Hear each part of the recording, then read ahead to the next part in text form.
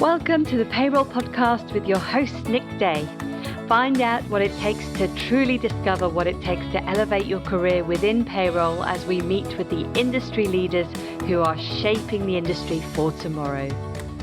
Hello and welcome back to the Payroll Podcast. My name is Nick Day, CEO at JGA Recruitment Group, specialist payroll recruiters. And today I'm bringing you another special episode of the show, because today we're going to be focused on the recent statement made by Chancellor Rishi Sunak, which announced an NI and tax rise, which will take effect from July. But is the payroll industry ready to handle these changes earlier? We're going to get into all of that a little bit in just a moment. However, before we do, let me introduce you all to today's guest, because I'm joined on the show today by Abigail Vaughan, Chief Operating Officer at award-winning payroll and HR solutions provider, Zellis. Now, Abigail is an experienced board executive, 18 years experience delivering large-scale payroll and HR transformations. She's a skilled strategic and customer and commercially focused leader who is currently responsible for leading Zellis operations across the UK, Ireland, and India to support over 5 million colleagues every month with HR and payroll services. So, Abigail, welcome to the show. How are you feeling today? Very well. Thank you, Nick. Thank you for inviting me onto your podcast. No, absolute pleasure. Timing is everything in this game, as they say. I think it's an absolutely relevant subject to bring in for a special episode. So for those not familiar with the recent announcements, and perhaps you're listening to this for the first time as well, the Chancellor's recent spring statement announced that billions of pounds are going to be put back into the pockets of hardworking people with his unveiling of a new tax plan, which will ease the rising cost of living and deliver the biggest cut to personal taxes in a quarter of a century. However, although these tax cuts will benefit nearly 30 million UK workers through rising national insurance thresholds, which will see the typical employee save over £330 in a year, these changes are not going to impact the typical employee until July. However, Zellis believe the payroll industry is ready to implement these changes now. And you may have even read John Petter's recent letter published in the Financial Times that urged the Chancellor to act now. If you didn't, don't worry, I will put a link in the show notes.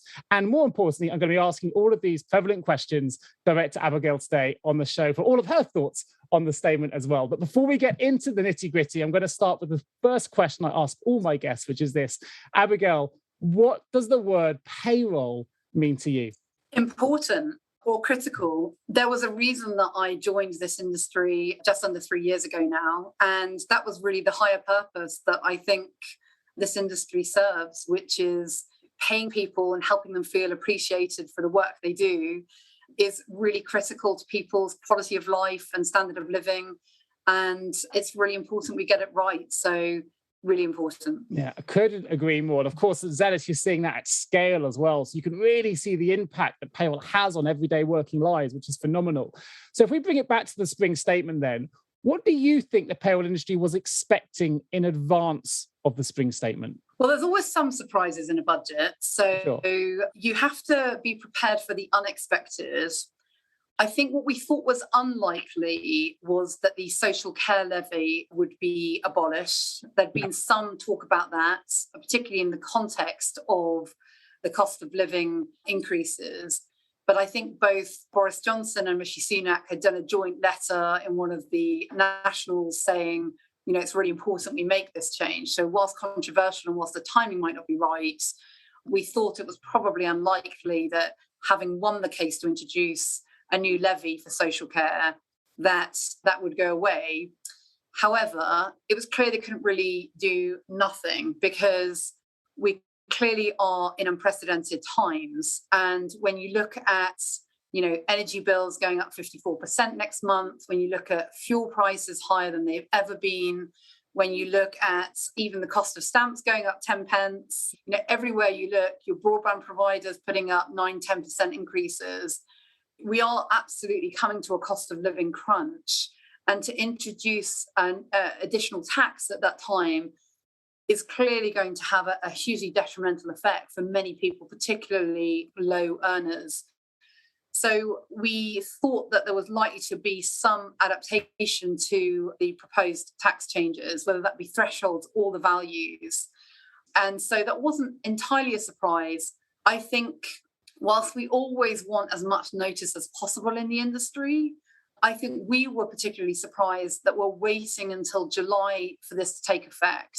Yeah. Because putting aside the challenges that we as an industry may have in making change at this pace, for the individual who is facing all of this pressure on their household income to have to increase taxes for 3 months to then get relief doesn't make a lot of sense for them. And this could make a big difference. So what we were surprised about is that it wasn't being put through as a change to start the new financial year on April the 6th. You've used the word surprise. I mean, another word I might use would be frustration, in the sense that obviously these things take time to go through a full parliamentary process. So maybe that's why, from my perspective, maybe they've done it from July because they now need time to put it through a parliamentary process for all those things to work through. But if that's the case, I'm assuming from a brand like Zellis as well, there must have been some frustration if they knew this was going to come. They didn't announce this earlier so that you could have been ready for April. And do you think that's perhaps one of the reasons why they've used July as that kind of kickoff date? It's very hard to speculate on what may have motivated the timing. I think that whilst we would love more advance notice, the reality is that the world has changed a lot in the last 3 months. Yeah, it has. Nobody predicted inflation at 8% and continuing to sustain. I don't think many of us saw Russia invading Ukraine as a likely scenario, and obviously the impact on energy, etc., and fuel. So you have to respond to the circumstances you're in. We've seen this before in a different context when obviously the pandemic hits and emergency changes need to be brought in with the coronavirus job retention scheme. The thing that surprised me in the statement wasn't the fact that we didn't get much notice on change. It's more actually that they specifically have called out in the detail that the reason for the delay until July is to allow the payroll software industry and employers to be ready. Sure. And that was the bit that surprised me because it's very specific. What it doesn't say is that this gives us time to go through parliamentary due process or gives all stakeholder bodies the opportunity to actually be ready. Yeah, it specifically cites the payroll software industry. And I think that was a surprise because I don't feel, without being critical of the government because they've got a very difficult job, but I personally don't feel that there's been much consultation on that. And actually, I've seen recently, a couple of days ago, CIPP have put out a snap poll on their website asking how quickly could these changes be implemented, which ideally we would have been consulted on, I think, prior to the change. I'm not sure that the payroll industry is the reason for delay or needs to be the reason for delay. There might be a perception that is required. I'm not sure it's the reality. Now, there probably is other things that are driving the timeline that they haven't been explicit on. They could have been, more clear about what those are. So I guess some of the frustration really then is the fact they've always passed the buck a little bit onto the payroll providers to say, we want to do this now, but actually we want to make sure that payroll providers are ready, the service providers are ready and so on to deliver this. And we're not sure that they are without that kind of level of consultation that you mentioned. So in reality, I guess some of the frustration must be that the government haven't been more ambitious with their timings, because as you say, you pay over 5 million people within the Zellis services that you're ready to do this now. And do you think that's true across the other providers as well? Do you think the industry as a whole is ready for the change now? Yeah, I mean, this did spark quite a debate on LinkedIn, and a lot of my peers in the industry said we can make this change as well very quickly. I mean, by and large, this is a data change. We know that it's very likely that tax is going to change, national insurance is going to change, thresholds are going to change.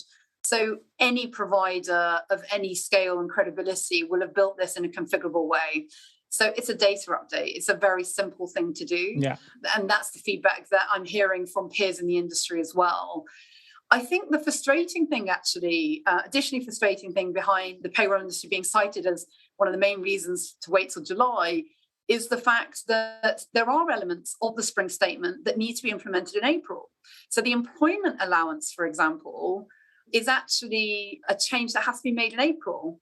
And from a Zellis perspective, and this will be true of, again, other people in the industry, the employment allowance is in our software. It's embedded and automated. So we've got to make a change to our software for the 6th of April for that anyway. And that's actually a slightly more involved change than changing national insurance thresholds, which doesn't come until July. Again, I think perhaps it's maybe understanding around the scale and impact of specific changes. more than anything else. I think the one thing that I found fascinating, I read your post on LinkedIn, Abigail, and this is the bit we need to really be aware of here, because this is where it's for me, it's really important. I know it's frustrating they've linked the payroll industry as not being ready, but the reality is, as you put in your post, they could have helped avoid millions of people being impacted by 3 months of higher national insurance contributions. You've mentioned with the introduction to social care levy before qualifying for relief from July. So that's one of the main reasons that's driving your wish and John's letter to make the change now, because that's 3 million people being impacted who are on the breadline, who do need the support. Why wait if you're ready now? And that's kind of the humanist element to it, which is more important than anything else.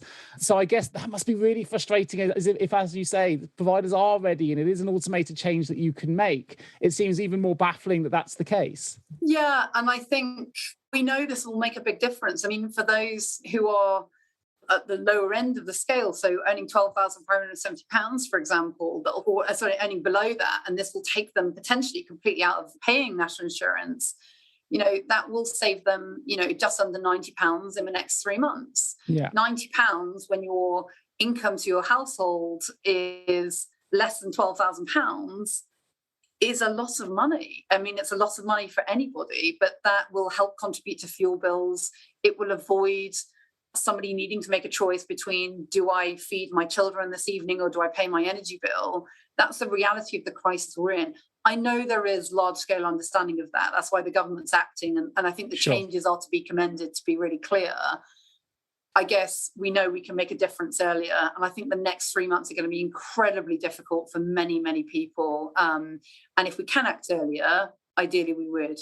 Yeah, no, I agree. Well, if I'm a payroll manager listening to this now, payroll professional, and maybe I'm a user of the Zellis software or I use another product, maybe we're not that familiar with how complex it is to make changes to software that support or allow for these legislation changes. So from your perspective, from provider side, how complex is it? How difficult is it to make changes to your software when legislation changes? The answer to this is probably going to feel quite frustrating, because the reality is it does depend. It depends on the nature of the change that's being communicated.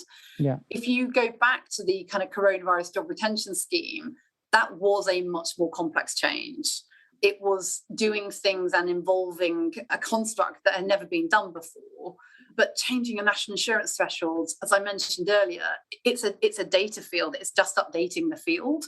That can be managed, as I say, in most software providers by either just sending out a new data file for consumption or effectively configuring it in the software and doing a patch to the release. So this is definitely on the lower end of complexity.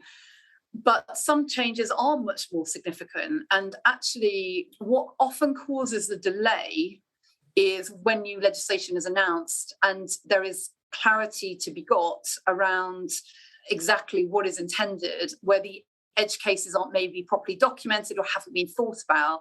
And we then need to work with HMRC and others in order to just clarify exactly what's intended by the legislation. Sure. And so that is, obviously a much more significant change, but that is not this category here. So an example of a very, very complex change, probably the most complex from the last few years that I can think of is, average holiday pay. We took years to get ready for average holiday pay. I thought you were going to mention the dreaded word of furlough then, but holiday pay. Furlough was complicated because of short notice of having to implement it, and it was different to what we'd done before.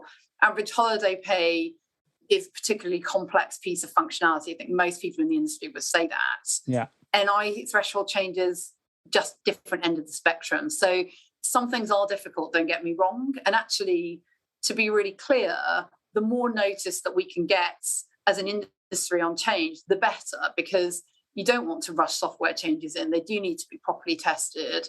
People need to be confident that it's both in the kind of letter and spirit of the legislation as it's implemented.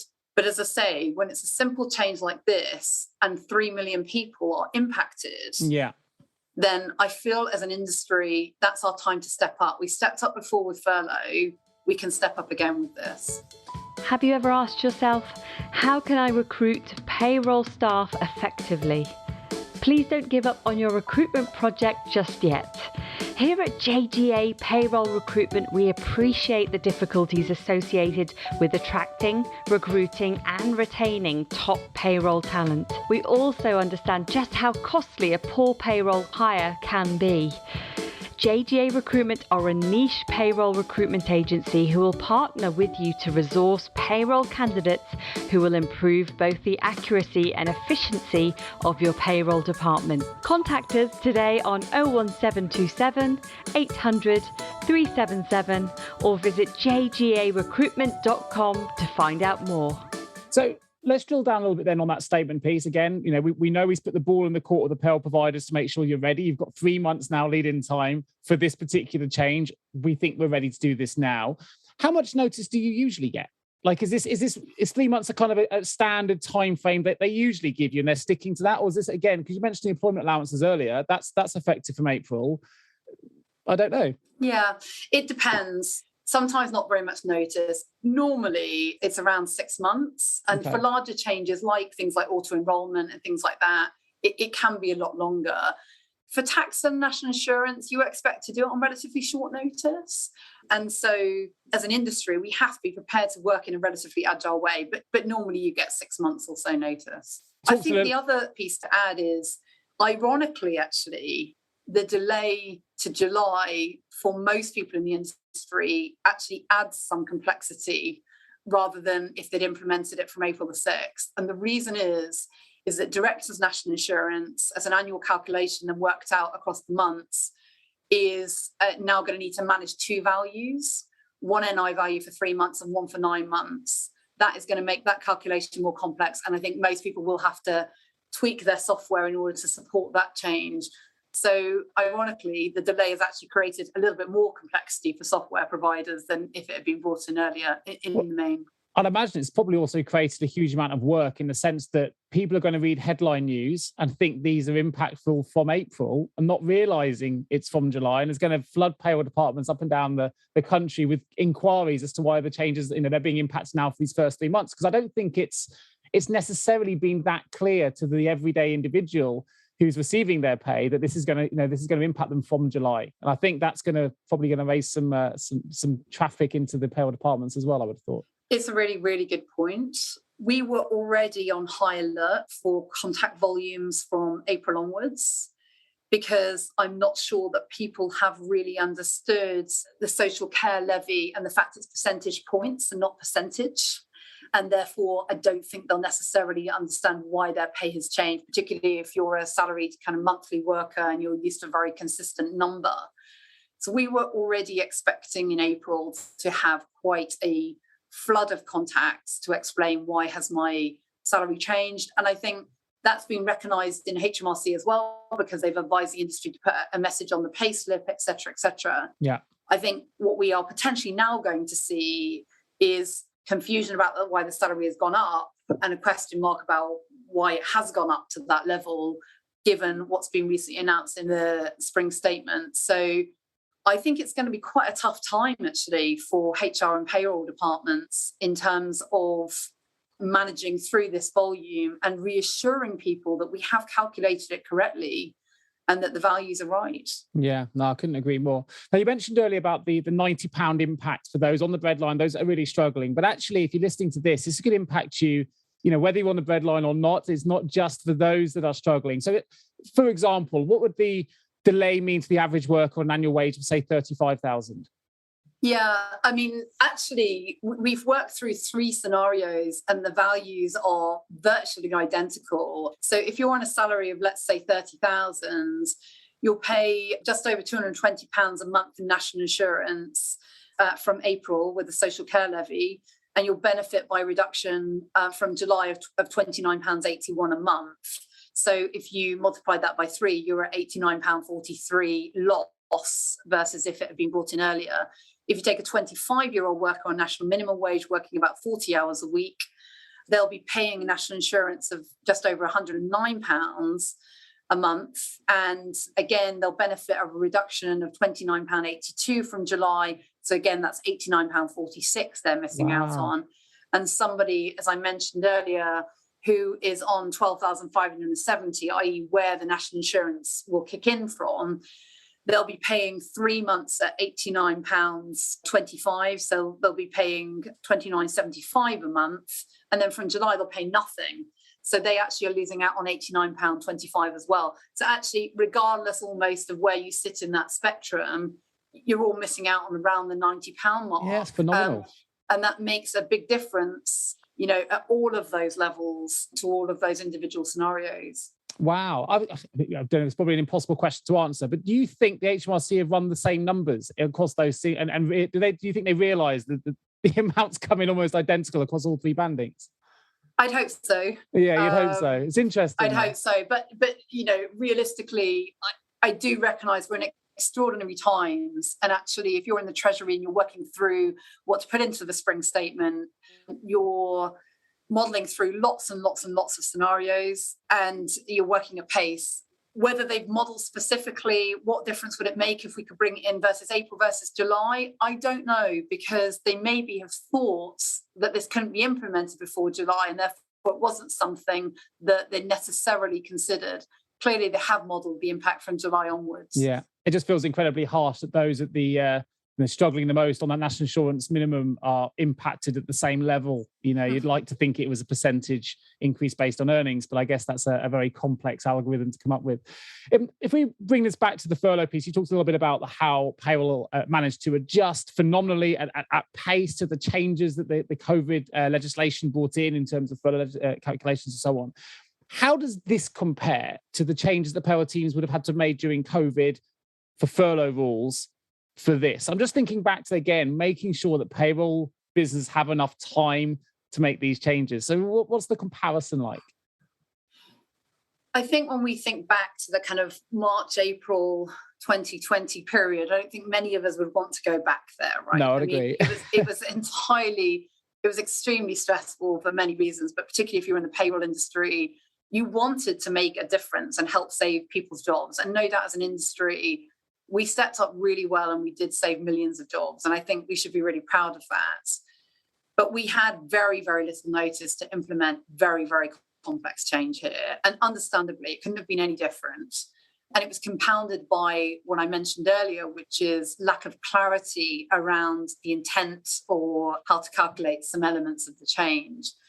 Specifically, if I walk through what we had to do in Zellis for coronavirus job retention, and we also had the Irish Wage Subsidy Scheme in Ireland as well, we had to build a new module to effectively introduce a date affected by for furlough, so to cover both start and end, basically, to help calculate what period was the employee on furlough versus what periods are they in normal work, basically. Because that underpins both the value that the employee often got, depending on whether the employer topped up, but it also underpinned the claim process to HMRC. And we also needed a mechanism to flag the pay elements that were then to be used in the calculation, and not all pay elements were relevant for calculation for furlough. We needed to create a new calculation method for those payments based on averaging the rules and the period to make to the employee. Then we had the claim process itself to HMRC. There was also complexity around salary sacrifice. And the reasons why we had to go through a number of iterations and patches was there was a lot of changes and clarifications that came along the way as well. Then there were extensions to the scheme. Then there was flexi furlough, where you could effectively be parts furloughed and part not. And the calculation had to be prorated. There was guides that had to be written, webinars, training, support. And as I say, we also had to do all of this in Ireland, where the rules were totally different again. Yeah, God. So that was a huge undertaking, and frankly was 6 to 9 months of work, which we had to do in 2 to 3 weeks. And I guess this is the point, really, which is nobody wants to work in those conditions under that pressure and make that level of change to software. I'm delighted we were able to do it and support our customers to be able to claim furlough and make it relatively automated, because a lot of our customers are very large-scale businesses who were needing to rely on this scheme. But it certainly is not ideal in how we'd want to work in normal times. But we realised that there was a crisis. And that's why, as I say, the national insurance change is just frustrating because it's just nowhere near that complex. It's changing a value and deploying it. Yet this feels like another crisis on a similar scale to what we saw back in March 2020. We've proven as an industry we can step up. And I think there's some underestimation about how capable this industry is. No, I couldn't agree more. I think the one good thing that came out of the pandemic from a payroll perspective is really putting it in the limelight and raising the profile, because anyone had thought it was a big red button and simple, I think got quite a rude awakening, because payroll people and payroll providers and everyone in the industry worked tirelessly to make sure that everyone got paid. And it was incredibly challenging and stressful. And we managed to pull through as an industry, which has been absolutely fantastic, and huge kudos. And great to see, actually public political recognition from the likes of Scott Morrison in Australia and others actually saying, you know what, without the payroll industry here, keeping people paid, the infrastructure in other countries, not just in the UK, would have fallen down. So it's been a phenomenal effort. And I think you've highlighted the complexities really, really well there, Abigail. So, well done for doing that as well. So just to bring back slightly, I'm going to put a link to this in the show notes. But the letter from John Petter, who's the chief executive at Zellis, said, an open letter to the Chancellor, urging the industry to act, to bring this forward, to help those 3 million people we mentioned earlier, which are going to be impacted by this change. The payroll industry is ready. That's an open letter. But what do you think happens next then? Do you think there is still time for a change to be made? Or do you think that the horse has already bolted? Or, and will employees have to wait until July as a result until they see this benefit? Or is there still time for something to be done? I think realistically, it's going to go live in July. Yeah. And I suspect there's a number of reasons for that. And you're making a difficult judgment call and battling lots of considerations. And I think it will be July. I think the more we spend time debating it, as of recording this show on the 30th of March, the time is ticking. So the less possible it becomes to implement by the 6th of April, but it's still possible today. But deciding on the 5th of April at 11 o'clock at night might make it more difficult. Then, we can still do it. I think the ship has sailed. There was an amendment in the House of Commons debated yesterday from the Lib Dems, urging them to bring it forwards. I think the amendment ultimately got withdrawn. There were people in the debate still citing the payroll industry can't be ready. And I don't believe that to be true on the most part for most players. And I think even if you couldn't be ready, there are workarounds that I think could be managed. And I don't believe we should be moving to the slowest move. We should be moving at a pace of the slowest mover. I think we've got to basically go at the pace of the majority and the fastest movers. Yeah. But I think that this change will take effect in 3 months' time. And I think it's a shame. Yeah, no, well, I couldn't agree more. Maybe there's still something could be done and we're not prepared for yet. Maybe they'll put some kind of rebate in place in 3 months' time to affect £8 to £9 roughly for each individual affected. Well, interestingly, if they did do a rebate, that would cause even more work and headache for the payroll teams. So we will manage, obviously, because it would be the right thing to do for individuals. But if really payroll teams and payroll engineers are at the heart of this, I'd probably urge them not to do that, really. But either way, we'll do the right thing. Well, it's been a really fascinating conversation and investigation as well into the spring statements. Thank you ever so much for giving up your time. I must ask, and it'd be remiss of me not to, if you could just elaborate a little bit on what Zellis do, because not everyone may be familiar with the services you provide. I know that for me, I'm very familiar, one of the biggest providers of payroll services, very well renowned from my perspective. But if you're not so familiar, it'd be great if you could just give us a bit of an overview of Zellis and the services that you provide. Yeah. Well, I like to describe us as the company nobody's ever heard of in a good way. Oh, really? Okay. Because that means that we're probably getting it right more times than not. If we are on the front page of the newspaper, then we're not getting it right. So we are, as you mentioned, a dedicated HR and payroll provider for the UK and Ireland markets. We service hundreds and hundreds of customers of different sizes. And we've got company MorePay that do small business. We have Benefits, who are a benefits management company. And then there is Zellis, who provide kind of HR and payroll under the Zellis group. We pay nearly 1 in 6 people in the UK. About a third of the FTSE 100 are serviced by Zellis. And we have both a software-only element of our business where customers subscribe to our technology for either payroll or payroll and HR. And then we have a services division, which is the area that I run, which effectively covers three things. One is managed services for customers that want to partner with a company to actually run their payroll or HR services. And we have about 120 customers we do that for, varying in size from very large banks of 50, 60, 70,000 employees, right the way down to smaller niche players with complex requirements. And we have a consultancy division that helps customers implement our technology and run our service, but also helps customers in life with their kind of HR and payroll challenges. So how to optimize their pay bill, et cetera, et cetera. And then the third and final element is our support services division that supports our technology-only customers with using our product and upgrading on release cycles. Amazing, amazing. Well, if you're a payroll manager or an HR professional listening to this, perhaps you're going for an RFP, perhaps you're considering outsourcing a service or bringing in some new technology or looking at new benefits to a solution provider, whatever it is, please do go to the show notes. The links to all of those businesses will be included. So Zellis.com, Benefex, and more pay. You can go straight through to the URLs and find out more. Just leaves me to say a huge thank you, Abigail Vaughan, for joining me today on this special episode of the Payroll Podcast. And of course, if you are a payroll leader listening to this or watching it and you have or need support with a payroll-related vacancy, please do give myself or my team a call. You can access us at www.jgarecruitment.com. Just leaves me to say one more huge thank you to Abigail for joining me at short notice today. And I look forward to bringing you the next episode of the Payroll Podcast real soon. Thank you. Thank you, Abigail. Thank you, Nick. Thank you so much for tuning into the Payroll Podcast with Nick Day of JGA Recruitment.